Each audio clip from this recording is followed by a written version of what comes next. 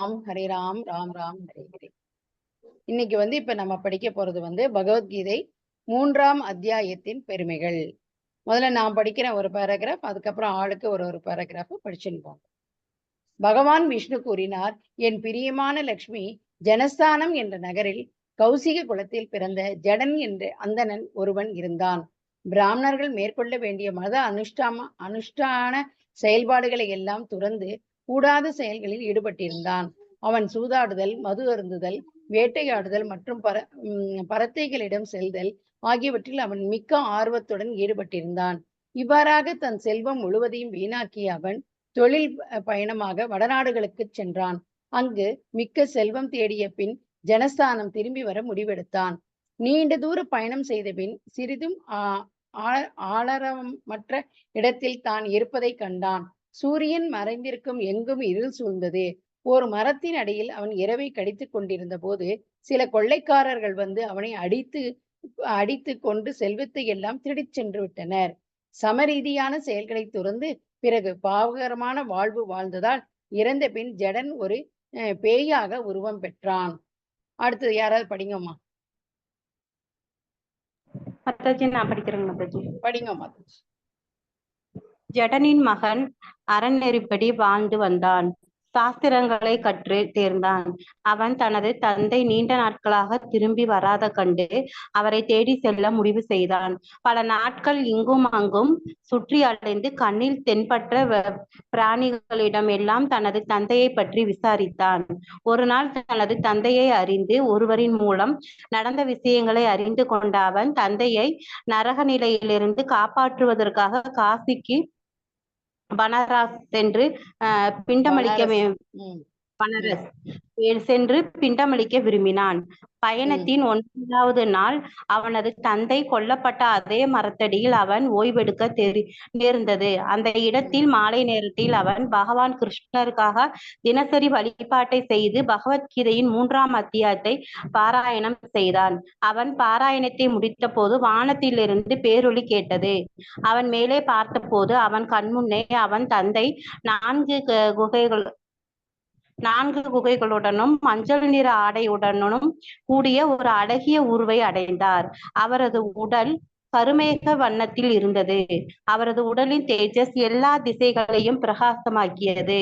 அந்நேரத்தில் தந்தை மகனுக்கு ஆசீர்வாதங்களை அளித்தார். நடந்த அற்புதங்களை பற்றி மகன் தந்தையிடம் விசாரித்தான். கூறினார், எனதன்பு மகனே, ஸ்ரீமத் பகவத்கீதையின் 3ஆம் அத்தியாயத்தை நீ பாராயணம் செய்தாய். இதனால் எனது பாவ காரியங்களின் விளைவாக நான் பெற்றிருந்த பேய் உடலிலிருந்து என்னை விடுவித்து விட்டாய். இனி நீ வீடு திரும்பலாம். ஏனெனில் காசிக்கு பனாரஸ் செல்லும் உனது நோக்கம் ஸ்ரீமத் பகவத்கீதை 3ஆம் அத்தியாயத்தை நீ பாராயணம் செய்ததால் நிறைவேறிவிட்டது. மகன் தந்தையிடம் வேறு ஏதாவது அறிவுரைகளை உண்டா என கேட்டபோது தந்தை கூறினார், எனது சகோதரனும் மிக பாவ வாழ்வு வாழ்ந்து வந்தான்.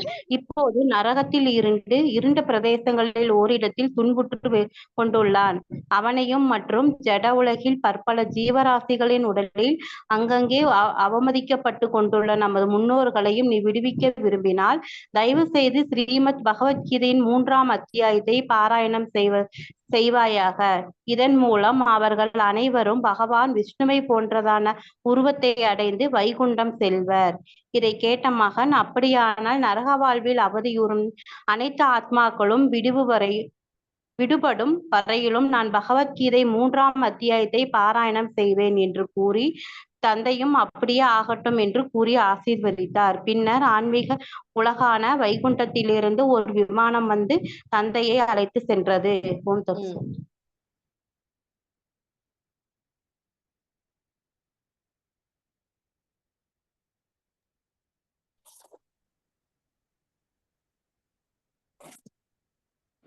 ஹரே கிருஷ்ணா. சித்ரா மாதாஜி படிக்கிறீங்களா? பிரபு. படிங்க. அதன் பிறகு மகன் ஜெகஸ்தானம் திரும்பி சென்றான். அங்கு நரக வாழ்வில் கட்டுண்ட ஆத்மாக்கள் அனைவரையும் விடுவிக்கும் விருப்பத்துடன் பகவான் கிருஷ்ணரின் திருவிக்கிரகம் முன் அமர்ந்து பகவத்கீதை 3ஆம் அத்தியாயத்தை பாராயணம் தொடர்ந்து பாராயணம் தொடர்ந்து பகவான் விஷ்ணு பாவாத்மாக்களை தண்டிக்கும் பொறுப்பில் உள்ள யமராஜாவிடம் தமது தூதர்களை அனுப்பினார். விஷ்ணு தூதர்கள் யமராஜாவிடம் சென்று பார்க்கடலில் அனந்தசேஷரின் மேல் பள்ளி கொண்டுள்ள பகவான் விஷ்ணுவிடம் இருந்து தாங்கள் செய்தி கொண்டு வந்துள்ளதாக கூறினார்.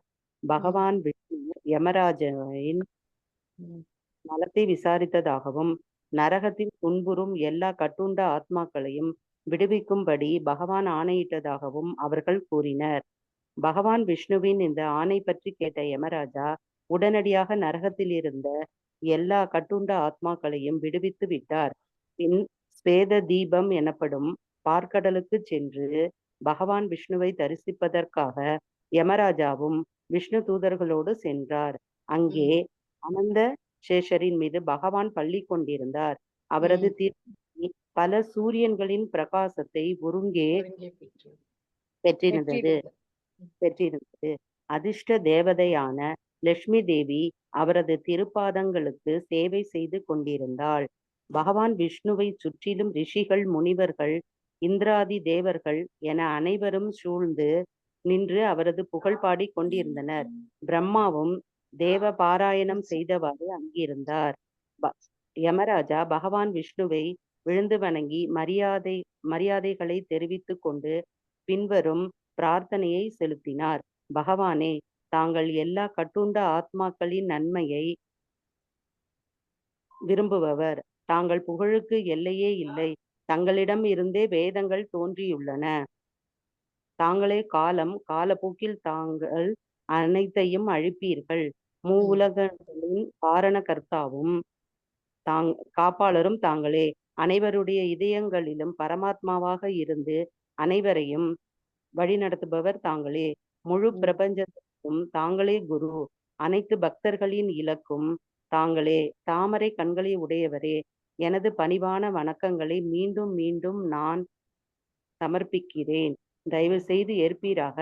தங்கள் புகழ்கள் எல்லையற்றவை ஆகும். இவ்வாறாக கூப்பிய கரங்களோடு பகவான் விஷ்ணுவை துதித்த யமராஜா தொடர்ந்து கூறினார்.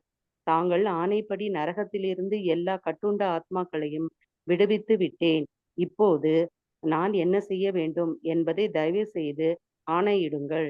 பகவான் விஷ்ணு இடியோசை போன்ற ஆழத்துடனும் அமிர்தம் போன்ற இனிமையுடனும் கூடிய குரலில் பதிலளித்தார்.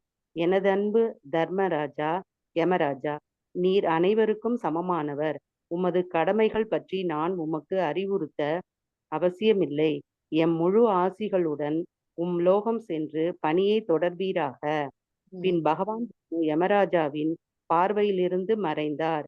யமராஜா தன் லோகத்திற்கு திரும்பி சென்றார். அந்த பிராமணர் தனது முன்னோர்களையும் பிற கட்டுண்ட ஆத்மாக்கள் அனைவரையும் நரகத்திலிருந்து வெற்றிகரமாக விடுவித்த பின் விஷ்ணு தூதர்கள் வந்து அவரை பகவான் விஷ்ணுவின் உலகிற்கு அழைத்து சென்றனர்.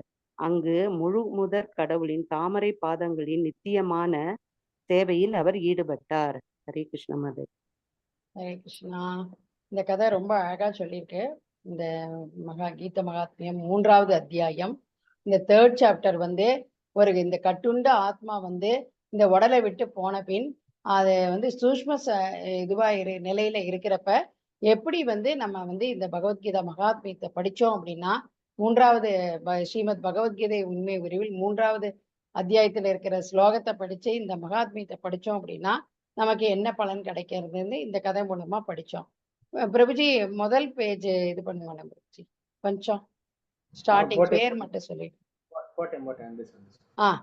போறோம். அதாவது இந்த பகவான் விஷ்ணு வந்து சொல்றாரு, என்ன சொல்றாரு, லக்ஷ்மி கிட்ட, அவருடைய மனைவி கிட்ட, லக்ஷ்மி கிட்ட சொல்றாரு ஃபார்ச்சூன். சொல்றப்ப என்ன ஆகுன்னா, ஜனஸ்தானம் அப்படிங்கிற வந்து ஒரு கௌஷிக குலத்துல ஜடன் அப்படிங்கிறவன் ஒரு பிராமணன் இருக்கான். அவன் வந்து நல்ல அனுஷ்டானங்கள்லாம் எல்லாத்தையுமே விட்டுட்டு, ஒரு பிராமணனா இருந்ததை என்னென்னலாம் செய்யணுமோ அதெல்லாம் விட்டுட்டு, அவன் வந்து அதுக்கு ஆப்போசிட்டா என்ன வந்து பிராமணனா இருக்கும், என்னென்ன செய்யணுமோ அதெல்லாம் விட்டுட்டு அதுக்கு ஆப்போசிட்டா எல்லா வேலைகளும் பண்ணிட்டு இருந்தான். அப்படி இருக்கிறப்ப என்ன ஆகுறது அப்படின்னா, அவனுடைய நல்ல செல்வந்தரா இருந்ததுனால, நல்ல பிராமணா இருந்தா அதெல்லாம் செய்யாம அவன் வந்து எல்லா செல்வத்தையும் கெட்ட விஷயங்களுக்கு சூதாடுதல் இது மாதிரிலான கெட்ட விஷயங்களுக்கு பயன்படுத்தி இது பண்ணிட்டான். அப்ப வந்து அவன் வந்து என்ன பண்றான், அந்த வடநாட்டுக்கு செல்றான். அங்க வந்து என்ன பண்றான், திருப்பி அவன் ஜனஸ்தானத்துக்கு வரணும் அப்படின்னு முடிவு பண்றான். அவன் ரொம்ப தூரம் பயணம் பண்ணிட்டு என்ன இருக்கிறத பார்க்குறப்ப என்ன ஆகுறதுன்னா, அங்க சூரியன் வந்து இதுவாயிடுறது, மறைஞ்சிடுறது. சூரியன் மறைஞ்சதும் அங்க ஒரு மரத்திற்கு அடியில வந்து அவன் வந்து படுத்துட்டு இருக்கான். அப்ப வந்து கொள்ளையக்காரர்கள் வந்து அவன வந்து அவனுடைய செல்வம் கொஞ்சம் வச்சிருக்கான் இல்லையா? எல்லாம் சூதாட்டி எல்லாம் பண்ணிட்டு, அதெல்லாம் எடுத்துட்டு போயிடுறாங்க. அப்ப என்ன ஆகுறதுன்னா, அவன் என்ன சமய ரீதியா என்னென்னலாம் செய்யணுமோ, அது பாவகரமான வாழ்வு வாழ்ந்ததுனால, அவன் வந்து ஒரு பேயாக மாறிடுறான். அதாவது சொல்லுவாங்க, பிரேதமா அலைவாங்க அப்படின்னு. அது இது மாரி தான். யாருமே அவங்களுக்கு வந்து எந்த விதமான ஈமச் சடங்குகள்லாம் செய்யாம, குழந்தைங்க இல்ல அப்படின்னா, அதுக்கு வேற யாராவது கர்த்தா வச்சு செய்வாங்க. இது மாரி செய்யாம விட்டுட்டாங்க அப்படின்னா, பிரேதமா அது அழிஞ்சுன்னு இருக்கும். அழிஞ்சுன்னு இருக்கும்னா, அது அழியறதோட மட்டும் இல்ல, அதுக்கு உடல் கிடைக்காம, அதுக்கு சாப்பாடு கிடைக்காம, அதுக்கு எதுவுமே கிடைக்காம, அப்படியே எந்த விதமான இதுவும் இல்லாம, அப்படியே காத்தோட காத்தா அழிஞ்சுன்னு இருக்கும். அழியறது மாத்திரம் இல்ல, அவங்க எந்த வீட்ல அந்த இது இருக்கானோ, அவங்க வீட்ல எந்த விதமான நல்ல விஷயங்கள்லாம் நடக்க விடாம, தடுக்க தடைகள் பண்ணிட்டு, கல்யாணம் ஆகாம, வேலை கிடைக்காம, குழந்தை பொறந்து இறக்கிறது. இதெல்லாம் காரணம் என்ன அப்படின்னா, இந்த மாரி அவங்க வீட்ல இருக்கிற ஒரு ஆத்மா வந்து ப்ராப்பரா எதுவும் இந்த ஈவன் இப்பலாம் 1 வருஷம் கூட கரெக்ட்டா பண்ண மாட்டேங்கிறாங்க. அந்த 10 நாள் கூட அமெரிக்கா இந்த ஊர்லலாம் இருந்துகிட்டு சேர்த்து வச்சு பண்றோம் அப்படிங்கிறாங்க. இது வந்து ரொம்ப தவறான இது. இது வந்து ஆத்மா எப்படி இதுவாகும் அப்படிங்கிற மாரியான சாப்டர் இது. அவங்கள எப்படி நம்ம விடுவிக்க முடியும் அப்படின்னா, இந்த பகவத்கீதால 3வது அத்தியாயத்த மகாத்மிய நம்ம படிச்சோம் அப்படின்னா, 3வது அத்தியாயத்துல இருக்கிற ஸ்லோகத்த படிச்சோம் அப்படின்னா, எப்பேர்ப்பட்டவங்களையும் நம்ம வந்து அவங்கள வந்து அந்த இதுலேருந்து விடுவிச்சு ஃபர்தரா அவங்கள டிராவல் பண்றதுக்கு உபகாரமா இருக்கும். அப்படிங்கிற மாரியான இந்த கதைகள். இத வந்து நம்ம நல்லா தெரிஞ்சுக்கணும். தெரிஞ்சுன்ட்டு நம்மளும் 4 பேருக்கு போய் சொல்லணும். இறந்த வீட்ல போயிட்டு நம்ம வேற எதுவும் பேசவே கூடாது. அவங்கள வந்து இறந்தவங்கள பத்தி பேசணும் அப்படின்னா, அந்த ஆத்மாவ வந்து மேலேருந்தும் இழுப்பாங்க. அதாவது நல்வழி விஷயத்துக்கு. கீழ இருந்து நம்மல்லாம் பேசி, பேசி என்ன பண்ணுவோம்? நம்ம கீழ இருந்து நம்ம இழுப்போம். அதனால அந்த ஆத்மாக்கு வந்து கன்ஃப்யூஷன் ஆகும். பூமியில தான் கன்ஃப்யூஷன் உடல் இருக்கிறப்பன்னா, உடல விட்டு கூட ஒரே கன்ஃப்யூஷன் நம்ப. கன்ஃப்யூஷன் பண்ணி விட்டுருவோம் அந்த ஆத்மாவ.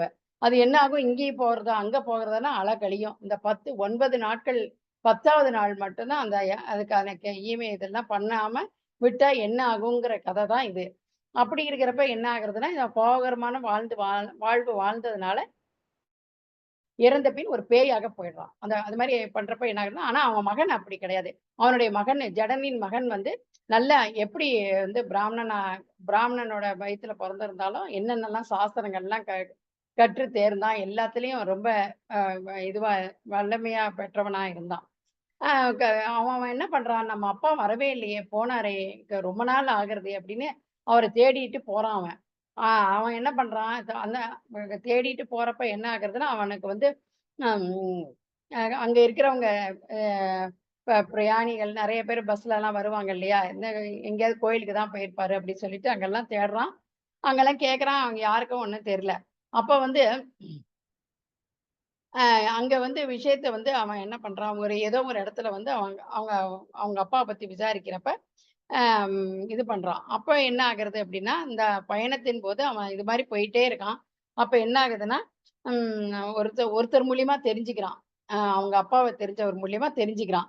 வந்து அவர எப்படியாவது நம்ம காப்பாத்தணும் அப்படின்னு சொல்லிட்டு, அ பனாரஸ் காசி கிட்ட போயி நம்ம பிண்டம் குடுக்கணும் அப்படின்னு நினைக்கிறான். இந்த மாரி பிரயாணத்த அவன் நினைக்கிச்ச உடனேயே பகவான் வந்து அவருக்கு இது பண்றார். இது மாரி நெனச்ச உடனே, அது மாரி நம்மளும் ஒரு அடி எடுத்து பகவான நம்ம இது பண்ணணும். பகவானுடைய நாமத்த சொல்லணும். நம்ம வந்து இந்த பூ உலகுல இல்லாம ஆத்ம ஞானத்த பெறணும் அப்படின்னு நெனைச்சாலே, இது மாரி விப்ரநாராயண் பிரபு இது மாரி வைஷ்ணவர்களுடைய நம்ம அசோசியேஷன் வச்சுட்டு டெய்லி பகவத்கீதா படிக்க கிளாஸ் மிஸ் பண்ணாம வரணும். நம்மளும் கத்துக்கணும் அப்படின்னு நெனைச்சாலே, பகவான் நமக்கு எந்த இடைஞ்சலும் இல்லாம நமக்கு பண்ணி குடுப்பார். அத நம்ம புரிஞ்சுக்கணும். அதே மாரி இந்த பயணத்தின் போது 9ஆம் நாள் வந்து என்ன பண்றான், மரத்தடியில ஓய்வெடுக்க விரும்புறான். அப்ப என்ன ஆகுறது அப்படின்னா, சாயங்கால நேரத்துல அவன் டெய்லியே பகவான் கிருஷ்ணருக்கு வந்து வழிபாடு செஞ்சுட்டு வந்தான். அப்படி இருக்கிறப்ப அவன் டெய்லியே வந்து பகவத்கீதையில 3வது அத்தியாயத்த பாராயணம் செஞ்சுட்டு வந்தான். பாராயணம் செய்யறது அப்படின்னா, அந்த ஸ்லோகங்கள்லாம் படிச்சு, அந்த மொழிபெயர்ப்பு அர்த்தத்தெல்லாம் படிச்சு இது பண்றது. அப்படி அவன் அந்த பாராயணத்த முடிக்கிறப்ப ஒரு ஒரு பேரொலி சவுண்ட் கேட்கறது வானத்துல. அவன் மேல பார்க்குறான். அப்ப அவன் கண் முன்னால வந்து அவங்க அப்பா வந்து 4 கைகளோட மஞ்சள் நிற ஆடை, கிருஷ்ணருக்கு உடைய ஆடை அது மஞ்சள் கலர் அப்படிங்கிறது. அந்த ஆடைய அழியவரில் அவர் 4 கைகளோட அவன் பார்க்குறான். அப்போ அந்த அந்த உடல் வந்து கருமேக வண்ணத்தில் இருந்தது. அப்ப வந்து உடல் வந்து அவ்வளோ தேஜஸா இருக்கான். எல்லா திசையும் அப்படியே பிரகாசமா இருக்கான். ஆம். அதே மாரி அந்த தந்தை வந்து மகனுக்கு ஆசீர்வாதம் செய்றாரு. இந்த அற்புதங்கள் நடந்து அவன் வந்து இது பண்றான். அப்பா கிட்ட எல்லாமே சொல்றான். இது மாரி ஆச்சு, இது மாரி ஆச்சு, என்ன ஆச்சு அப்படின்னு. அதே மாரி நம்மளும் இந்த பகவத்கீதை வீட்ல வந்து இறந்திருந்தாங்கன்னா, நம்ம வந்து இந்த பகவத்கீதை க அத்தியாயத்தின் 3ஆம் மகிமைய படிச்சோம் அப்படின்னா, நமக்கும் யார் இறந்து போயிருக்காங்களோ, இந்த பகவத்கீதை படிச்சு முடிச்ச உடனேயே, அவங்க அந்த கஷ்டங்கள்லேருந்து இதுவாகி இது கிடைச்சு, அவங்க வந்து நம்மள ஆசீர்வாதம் பண்ணுவாங்க அப்படிங்கிறது ஒண்ணு தெரிஞ்சுக்கணும்.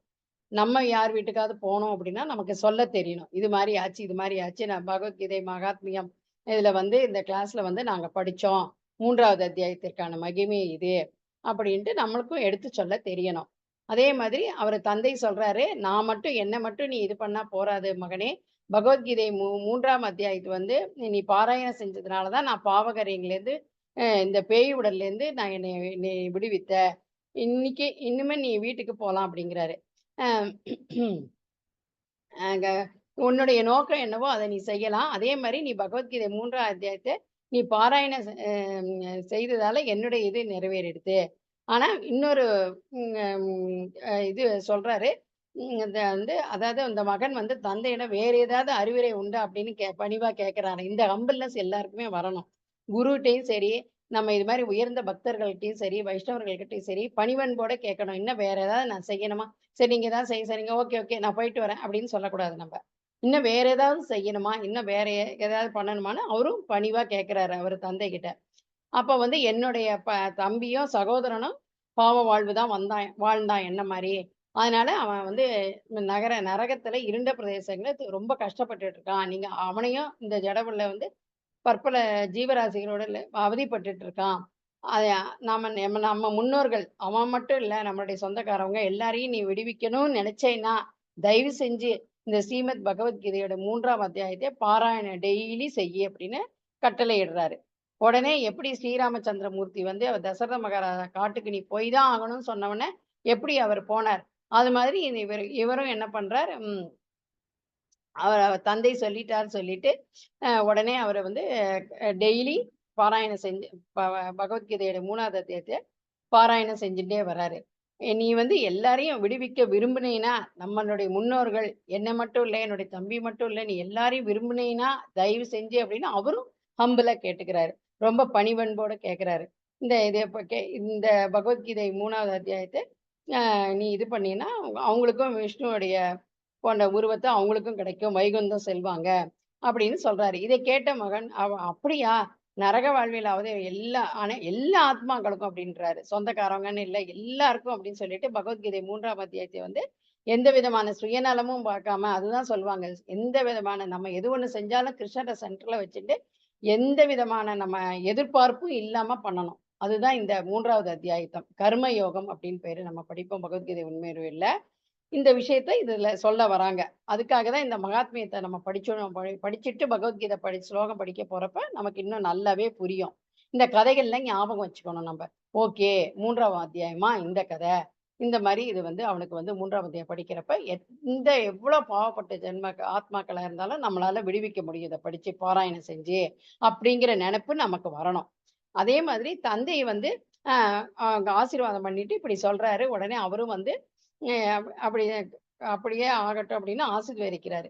அப்புறம் ஆன்மீக உலகமான வைகுந்தத்திலிருந்து ஒரு விமானம் வந்து தந்தைய அழகா அழைச்சிட்டு போறது. அழைச்சிட்டு போனவுடனே அவர் என்ன பண்றாரு, ஃபர்தரா அ ம கிளம்பி போயிடுறாரு. அ க இது ஆகாய விமானத்துல. இவர் என்ன பண்றாரு, டெய்லியே அ இந்த இத படிச்சுட்டே வர்றாரு. 3வது அத்தியாயத்த மறுபடியும் அ க படிச்சுட்டே வர்றாரு. படிச்சுட்டே வரப்ப என்ன ஆகுதுன்னா, இந்த அவனுடைய அதன் பிறகு இந்த மகன் ஜெகஸ்தானம் வந்து திரும்பி போறான். அவன் போறப்ப என்ன ஆகுதுன்னா, நரக வாழ்வுள்ள கட்டுண்ட ஆத்மாக்கள் எல்லாரையும் விடுவிக்கும் விருப்பத்தோட என்ன பண்றான், பகவான் கிருஷ்ணர் திருவிக்கிரகம் முன்னாடி உட்காந்துக்கிட்டு பகவத்கீதைய 3ஆம் அத்தியாயத்தை பாராயணம் செய்யறான். தொடர்ந்து பாராயணம் செய்யறான். பகவான் விஷ்ணு வந்து பரமாத்மனுக்கு தண்டிக்க பொறுப்புள்ள யமராஜிடம் போய் தமது தூதர்களை அனுப்புறாரு. அனுப்புறப்ப என்ன ஆகுறதுன்னா விஷ்ணு தூதர்கள் வந்து யமராஜனை சென்று பார்க்கடல படுத்துட்டு இருக்கிற பள்ளி கொண்ட பகவான் கிட்ட, அதாவது உங்களுக்கு தெரியுமான்னு தெரியல, பாகவதத்துல போட்டிருக்கு கர்ப்போதாய விஷ்ணு, சீனோதாய விஷ்ணு, காரணாய் விஷ்ணு அப்படின்னு. அவங்கள்ட்ட பள்ளி கொண்டு இருக்கிற விஷ்ணு கிட்ட வந்து போய் கேட்குறாங்க, உங்களுக்கு செய்தி கொண்டு வந்திருக்கேன் அப்படின்னு சொல்றாங்க. அப்போ பகவான் விஷ்ணு வந்து யமராஜன் நலத்தை விசாரிக்கிறாரு. எப்படி இருக்கீங்க, என்ன ஏது, இப்ப நம்ம விசாரிப்போம்ல அது மாதிரி. அதே மாதிரி கேட்கிறப்ப நரகத்துல துன்புறும் எல்லா கட்டுண்ட ஆத்மாக்களும் விடுவிக்கும்படி பகவான் ஆணையிட்டதாகவும் அவர் சொல்றாரு. நீங்க வந்து எல்லா கட்டுண்ட ஆத்மாக்களையும் பாவம் பண்ணவங்க எல்லாரையும் விடுவிக்க சொன்னீங்களாமே அப்படின்னு. பகவான் விஷ்ணுவின் இந்த ஆணையை வந்து கேட்ட யமராஜா உடனே வந்து நரகத்திலிருந்து எல்லா கட்டுண்ட ஆத்மாக்களையும் விடுவிக்கிறாரு. அவர் சொன்னா உடனே இவரும் கேட்கிறாரு. நம்மளும் அது மாதிரிதான் இருக்கணும். உயர்ந்த பக்தர்கள், ஆச்சாரியர்கள் இவங்கெல்லாம் சொன்னாங்கன்னா நம்ம கேட்கணும். ஏன், எதுக்கு, என்ன கேள்வியே கேட்கக்கூடாது. கேட்கணும். குரு இதெல்லாம் சொல்றப்ப நம்ம கண்டிப்பா கேட்கணும். உடனே யமராஜா வந்து விடுவிச்சிடுறாரு. அதுக்கு பின் ஸ்வேத தீபம் அப்படின்னு பார்க்கல விஷ்ணு வந்து தரிசிப்பது. யமராஜா வந்து விஷ்ணு தூதர்களோடு அங்க போறாரு. அப்ப அந்த சேஷல் மீது பகவான் பள்ளி கொண்டிருக்கிறப்ப அந்த திருமேனி வந்து பல சூரிய பிரசம் ஒருங்கி இருக்கு. அவ்வளவு பிரகாசமா இருக்காரு. அப்படி அப்படி பாக்குறாரு. அடுத்து அதிர்ஷ்ட தேவதையான லட்சுமி தேவி வந்து அவருடைய திருப்பாதங்களுக்கு எப்போதும் மாதிரி சேவை செஞ்சுட்டு இருக்காங்க. பகவான் விஷ்ணுக்கு. பகவான் விஷ்ணு நிறைய ரிஷிகள், முனிவர்கள், தேவர்கள் எல்லாரும் சூழ்ந்து இருக்காங்க. அவருடைய புகழ குளோரிபிகேஷன் பண்ணிட்டு இருக்காங்க அவரை. பிரம்மாவும் வேத பாராயணம் செஞ்சு அங்கேயே இருக்காரு. யமராஜா வந்து பகவான் விஷ்ணு காலில் விழுந்து மரியாதைகளை தெரிவிச்சுக்கிட்டு பிரார்த்தனை பண்றாரு. பகவானே, நீங்க எல்லா கட்டுண்ட ஆத்மாக்களையும் நன்மையை விரும்புறவரு. நான் எங்களையெல்லாம் விட நீங்க தான் வந்து இந்த மாதிரி எல்லாருமே இறங்கி அவங்கவுங்க ஆசைகளுக்காக போயிட்டாங்களே, நீங்க தான் எங்களுக்காக மற்ற ஆத்மாக்களை கவலைப்பட்டு இருக்கீங்க. உங்களுடைய புகழுக்கு எல்லையே இல்லை. எங்களுக்கு இங்க வேண்டாம், இங்க சுகமா இருந்தாலும் இங்க வேண்டாம், எனக்குன்னு உங்களை மாதிரி தனிமையான வாழ்க்கை வேணும் அப்படின்னு போட்டோம். போனவங்களை கூட நீங்க வந்து அவங்கள வந்து கருணாமூர்த்தியா இருந்து காப்பாற்றணும்னு நினைக்கிறீங்க. உங்களால தான் வேதங்கள் வந்தது. பகவத்கீதால 15வது அத்தியாயத்துல 17 ஸ்லோகம் படிச்சிருக்கோம். நம்ம படிப்போம், இன்னுமா படிப்போம் ஃபர்தரா. உங்ககிட்ட இருந்து தான் வேதங்கள்லாம் தோன்றுச்சு. நீங்களே தான் காலம். நமக்கு வந்து பிறப்பு இதுல இப்படி இருக்கிறப்ப காலம்னு வர்றப்ப நம்மளுடைய டைம் வந்தோடனே நம்மளுடைய உயிர் நம்மளுடைய ஆத்மா நம்மளை விட்டு உடலை விட்டு போயிடுது. எல்லாத்தையும் நீங்க தான் காலப்போக்கில் எல்லாத்தையும் ஆக்கவரும் நீங்க தான், அழிப்பவரும் நீங்க தான். அது வந்து உலகங்கள்ல காரணக்கர்த்தாகும் ஈஸ்வரா பிரம்ம பாடிக்கார். ஈஸ்வரா பிரம்ம சமிதையில ஈஸ்வரா பரமா கிருஷ்ணா சச்சிதானந்த விக்கிரகா அநாதிராதிர் கோவிந்தா சர்வ காரணம். எல்லாத்துக்கும் காரணம் அவர் தான். அதே மாதிரி ஸ்ரீமத் பகவத்கீதை உண்மை உரிவில் 10.8 அகம் சர்வசிய பிரபுவோ மத்தக சர்வம் பிரபத்ததே இதிமத்வா ஏமாம் பவன் விதாக அப்படிங்கிற மாதிரி பகவான் தான் எல்லாத்துக்குமே. பகவான் தான், அவர் தான் வேதங்களை தொகுத்தவர், அவர் தான் நம்மளையும் பிறக்க வைக்கிறவர், அவர் தான் எல்லாமே, ஆதி அந்தம் எல்லாமே பகவான் தான்.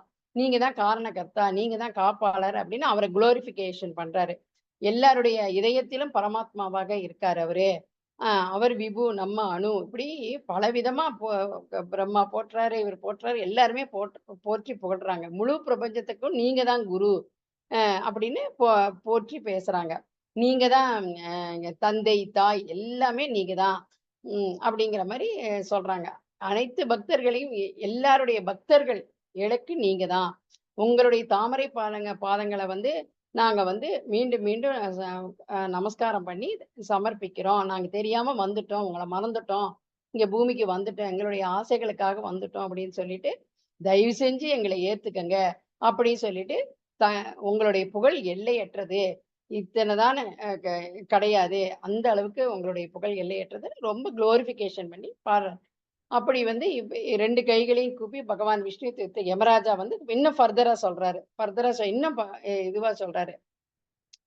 உங்களுடைய ஆணைப்படி நரகத்துல இருந்த எல்லா கட்டுண்ட ஆத்மாக்களை பாவம் செஞ்சவங்க எல்லாருமே நான் விடுவிச்சுட்டேன். இப்ப நான் என்ன செய்யறது? எனக்கு இந்த வேலையை தான் கொடுத்துருந்தீங்க, எனக்கு இந்த வேலையும் இல்லாம போயிடுது, எல்லாரையும் நீங்க விடுவிக்க சொல்லிட்டீங்க, இப்ப நான் என்ன பண்றது? உடனே அவர் சொல்றாரு சிரிச்சபடி, அதாவது இடியோசை அமிர்தம் போன்ற இனிமையுடன் கூறிய இரளில் சிஜின் அவர் பதில் அளிக்கிறார். எனது அன்பு தர்மராஜா யமராஜா, நீ வந்து நீ அனைவருக்கும் சமமானவன். உன்னுடைய கடமையை பற்றி நான் அறிவுறுத்த நான் சொல்ல தேவையே இல்லை, உனக்கு நிகர் நீ தான் அப்படிங்கிற மாதிரி அவர் குளோரிஃபிகேஷன் பண்றாரு. நம்ம பண்ணுவோமா? நம்ம யாரையாவது பத்தி யாரையாவது நல்ல விஷயங்களை சொல்லு அப்படின்னா நமக்கு ஒண்ணுமே சொல்ல வராது. அவரை பத்தி குத்தம் சொல்லு அப்படின்னா கட கட கட கட கடன்னு அது அது அப்படியே அது அப்படியே ஏதாவது விட்டு போச்சுன்னு வச்சுங்களேன். ஐயோ அது சொல்லலையே நீங்க அந்த அந்த அவங்க அந்த மாதாஜி அப்படி பண்ணாங்க இப்படி பண்ணாங்க, ஜென்மாஷ்டமி அப்ப எனக்கு இது கொடுக்கல பிரசாதம் கொடுக்கல, அவங்க மட்டும் தட்டுல வாங்கிட்டு போனாங்கன்னு கட கடன்னு சொல்ல முடியும். அதே அந்த மாதாஜி பத்தி நல்ல விஷயங்கள் சொல்லுங்க. அவங்க பகவானுக்கு இந்த மாதிரி அழகா ட்ரெஸ் பண்ணுவாங்க, இந்த மாதிரி எப்ப கேட்டாலும் 24x7 பிரசாதம் பண்ணி கொடுங்க வைஷ்ணவர்களுக்கு அப்படின்னா பண்ணி கொடுப்பாங்க அப்படின்னு நமக்கு சொல்ல வராது.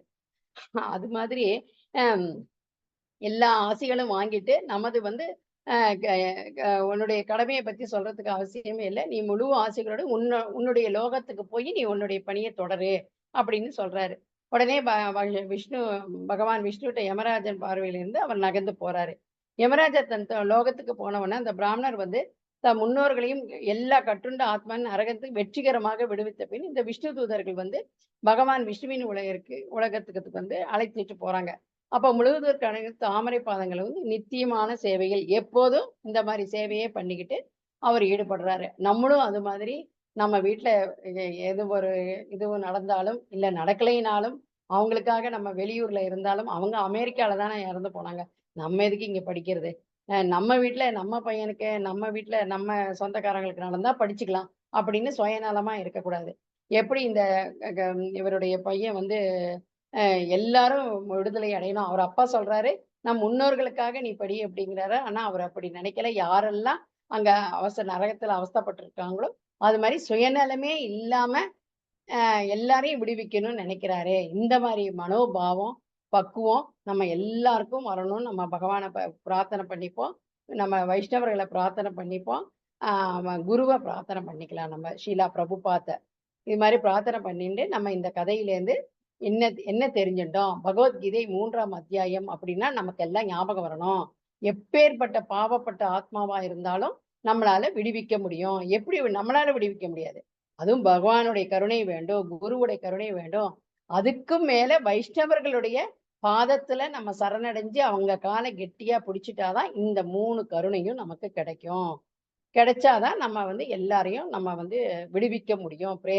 பிரேத இதுவா அலையாம நம்ம வந்து எல்லா பாவம் தெரியாம பாவம் பண்ணியிருந்தாலும் தெரிஞ்சு பாவம் பண்ணியிருந்தாலும் அந்த மனோபாவம் நமக்கு வரும் அப்படிங்கிறது இந்த கதையில தெரிஞ்சிட்டோம். அதனால நம்ம மறக்கவே கூடாது. பகவத்கீதை உண்மை விரிவில் 3ஆம் அத்தியாய மகாத்மியத்துல இது போட்டிருக்கு, இந்த விஷயம் போட்டிருக்கு. பாவப்பட்ட ஆத்மாக்களை கூட இந்த இதை படிப்பதன் மூலம் இந்த சாப்டர் படிப்பதன் மூலம் நம்ம விடுவிக்க முடியும். அதுக்கு எல்லாருடைய கருணையும் வேண்டும். நமஸ்காரம் பண்ணிட்டு நம்ம இதை படிச்சோம் அப்படின்னா கண்டிப்பா அந்த யாரு இதுவாயிருக்காங்களோ அவங்க பேரை சொல்லிட்டு நம்ம வேண்டிட்டு நம்ம பண்ணோம் அப்படின்னா கண்டிப்பா இது நடக்கும். பகவான் நடத்தி கொடுப்பாரு. அந்த ஒரு பாசிட்டிவ்னஸ் நமக்கு வேணும், டிசைரும் வேணும். இந்த மாதிரி டிசைர்லாம் நமக்கு ஸ்ட்ராங்கா இருக்கணும். ஃபெய்த் வேணும். நேற்று சொன்ன மாதிரி ஃபெய்த் வேணும், நம்பிக்கை வேணும். இப்ப அதுக்கு முன்னாடி விப்ரநாராயண பெருவுக்கு ரொம்ப நன்றி சொல்றேன். இது மாதிரி ஒவ்வொரு அத்தியாயம் படிக்கிறதுக்கு முன்னாடியே அதனுடைய மகாத்மியத்தை ஒரு கோயிலுக்கு போறோம் அப்படின்னா அதுக்கு முன்னாடியே நம்ம மகாத்மியெல்லாம் தெரிஞ்சுட்டு போனோம்னா அந்த கோயிலுக்கு போறப்ப நம்மளால ரசிக்க முடியும். பகவான் அப்படியே பார்க்க முடியும் தத்ரூபமா. அந்த கதைகள் நம்ம மனசுல பதிஞ்சுது அப்படின்னா அந்த மாதிரி நம்மளும் 1ஆவது அத்தியாயம் படிச்சிருக்கோம், 2ஆவது அத்தியாய மகாத்மியம் படிச்சிருக்கோம், இன்னைக்கு 3ஆவது அத்தியாயத்தோட மகாத்மியத்தை படிச்சிருக்கோம். இந்த 3 அத்தியாயமும் திருப்பி திருப்பி திருப்பி திருப்பி நம்ம டெய்லி வீட்டுல வச்சு முடிஞ்சா 3 தடவை, காலையில ஒரு தடவை, மத்தியானம் ஒரு தடவை, சாயங்காலம் ஒரு தடவை படிச்சீங்கன்னா நமக்கு நல்ல மைண்ட்ல இதுவாயிடும். அப்புறம் அந்த சாப்டர் ஸ்லோகத்தை படிக்கிறப்ப நல்லா ஃபாஸ்டா நம்மளால கிராஸ் பண்ண முடியும், நம்மளால புரிஞ்சிக்க முடியும். இந்த மாதிரி ஒரு வாய்ப்பு கொடுத்ததுக்கு மிக்க நன்றி. ஹரே கிருஷ்ண கிருஷ்ண கிருஷ்ண ஹரே ஹரே, ஹரே ராம் ராம் ராம் ஹரே ஹரே. எவ்வளவுக்கு எவ்வளவு நம்ம ராம நாமத்தை சொல்றோமோ, பகவானுடைய நாமத்தை சொல்றோமோ, நமக்கு அப்பயும் சுயநலம் தான். நமக்கு வந்து பியூரிஃபிகேஷன் ஆகும். நம்மளுடைய அனர்த்தங்கள் கிளேஷங்கள் எல்லாம் நம்ம மனசுல இருந்து ஆத்மாலேருந்து எல்லாமே வெளியில போகும். காமக்ரோத மத ஆச்சரியம் அப்படிங்கிற மாதிரி எல்லா விதமான விஷயங்களும் பாவங்களும் நமக்கு அழியும் அப்படிங்கிறது ரொம்ப உண்மை. அதே மாதிரி ப்ரீவியஸ் ஆச்சாரியர்கள், முந்தைய ஆச்சாரியர்கள், இப்ப வந்து அகில உலக கிருஷ்ண பக்தி இயக்கம் வந்து பிரம்ம மாதவ கௌடிய சம்பிரதாயத்திலிருந்து வருது.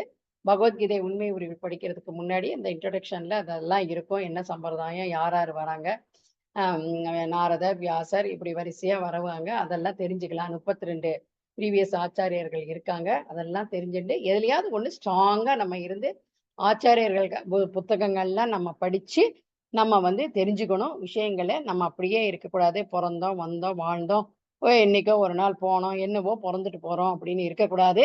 இந்த பிறப்பு, இறப்பு, இளமை, முதுமை, வயோதிகத்திலேருந்து வெளியில வரணும் அப்படின்னா, கண்டிப்பா நம்ம வைஷ்ணவர்களுடைய இது நட்பு வேண்டும் நமக்கு. ஹரே கிருஷ்ணா. ஹரே கிருஷ்ணா பிரபுஜி, நன்றி. யாராவது ஷேர் பண்ணிக்கணும்னா பண்ணிக்கலாம். ஏதாவது கேள்விகள் கேட்கணும்னா கேட்டுக்கலாம் தாராளமா. ஹரே கிருஷ்ணா. ஹரே கிருஷ்ணா. ஹரே கிருஷ்ணா. ஹரே கிருஷ்ணா மாதாஜி. சொல்லுங்க மாதாஜி. மாதாஜி யாராவது இப்ப ஏதாவது நம்ம கேள்விதான் கேக்குறேன் மாதாஜி. சொல்லுங்க மாதாஜி. மாதாஜி இப்ப நீங்க சொன்னீங்களே இந்த 3வது அத்தியாயம்